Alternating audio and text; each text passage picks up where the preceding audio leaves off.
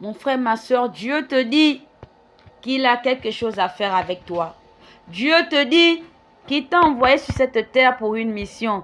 Dieu te dit que tu es son temple. Dieu te dit qu'il t'a mis à part.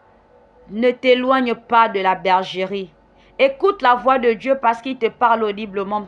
Le Seigneur te parle, mon frère, ma soeur. Il veut t'utiliser pour que tu impactes les vies, que tu impactes les nations. Le Seigneur n'a pas besoin que tu sois populaire. Il n'a pas besoin que les foules puissent s'arrêter devant toi. Il voudrait que tu puisses évangéliser même dans ton lieu de travail, que tu puisses parler de lui même dans ta famille, même dans la rue. Le Seigneur voudrait que tu puisses passer, ne fût-ce que 1 heure de ton temps chaque jour à communier avec lui. Oui, ce matin, Dieu te promet que la gloire de la seconde maison sera plus grande que celle de la première. Mon frère, ma soeur, allons-y dans le livre des Sophonies 3, versets 19 à 20. Je veux lire un peu ce verset 19. En ce temps-là, je vous ramènerai, en ce temps-là, je vous rassemblerai, car je ferai de vous un sujet de gloire et de louange parmi tous les peuples de la terre.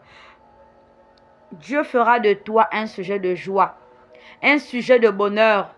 Dieu amènera ceux-là qui t'ont méprisé hier à venir demander conseil, à venir te consulter.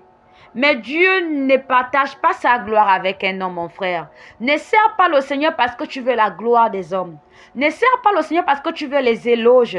Tu veux les acclamations des hommes. Sers le Seigneur parce que tu veux le salut de ton âme, parce que tu sais que tu as été envoyé sur la terre. C'est pour un but bien précis. Parce que tu n'as pas été envoyé sur la terre juste pour faire ce que ta chair te dit de faire. Mais c'est pour faire l'œuvre de Dieu. Alors ce matin, le Seigneur me met à cœur d'appeler encore cet homme, cette femme qui marche avec le Seigneur, mais à cause des situations de la vie, à cause des douleurs, à cause des poids, des coups de la vie, commence à régresser dans sa marche, commence à régresser dans son appel, commence à régresser dans son intimité avec le Seigneur.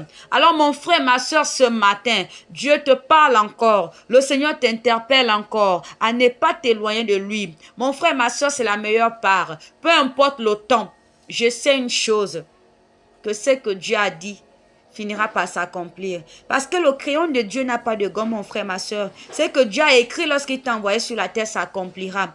Alors ce matin, sans plus tarder, j'aimerais t'inviter vraiment à répéter après moi. Seigneur Jésus, longtemps j'ai